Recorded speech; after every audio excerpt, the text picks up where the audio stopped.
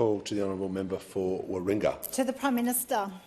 With respect, the member for Goldstein's question was the first to address domestic and family violence in this place. Many talk about keeping communities safe, but we are failing women and children, a woman a week and a child every 2 weeks.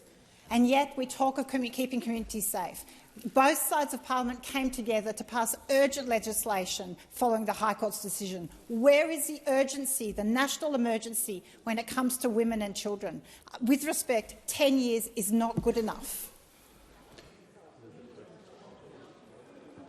I give the call to the Prime Minister.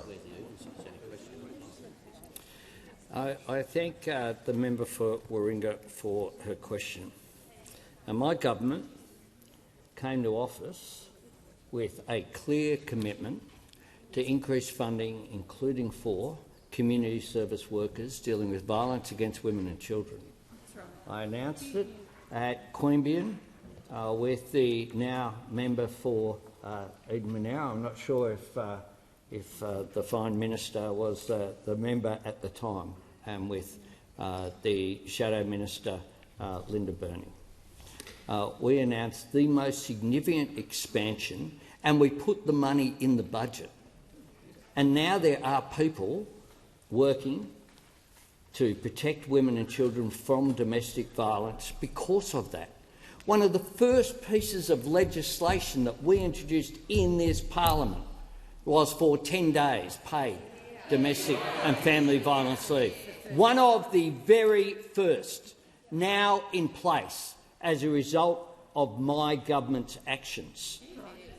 We ensured in our budget process, in the 2 budgets handed down by the Treasurer, that wherever funding was due to fall over, we provided the funding that in many cases was due to stop on the 30th of June after we came to office.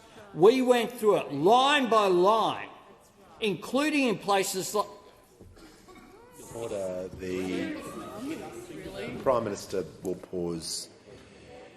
The Deputy Leader of the Opposition on point of order. Could the Prime Minister just resume your seat? I want to hear what the point of order is. You need to state what the point of order is.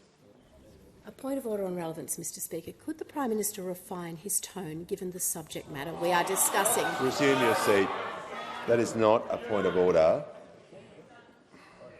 That is an abuse of the standing orders of the Deputy Leader of the Opposition. The Prime Minister is being directly relevant to the question and outlining the government's response. He has the call. I'm passionate about the issue of family and domestic violence and doing something about it, because I know the impact that it has. I've been there. And I'm determined to make sure that my government, while we are in office, makes a difference each and every day. And at each and every opportunity that we have had around the Cabinet table, led by, it must be said, the Minister for the Status of Women, Katie Gallagher, and Minister Amanda Rishworth, and Minister Bill Shorten, who have particular responsibilities in these areas, but particularly led by Katie Gallagher.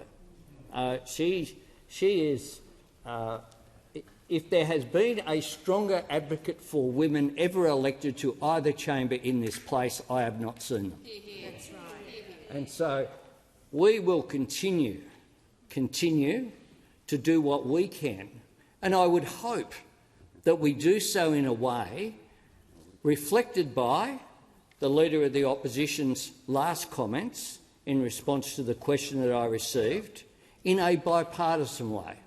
And I accept, for example, that the Leader of the Opposition took some measures when he was Minister, particularly aimed at children and those issues.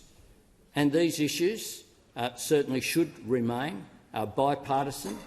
I assure the member for Warringah that I will continue to be a strong advocate, but I'm very proud of what my government has done. Has it been perfect? No, because these issues aren't perfect. They take time. And it's not just a matter of government, it's a matter of every bloke having a conversation around the pub, at the footy, calling it out when they see that it's wrong. Men have a responsibility. Men are in a position to make a difference with their peers. This needs to be not just a government response, this needs to be a whole-of-society response.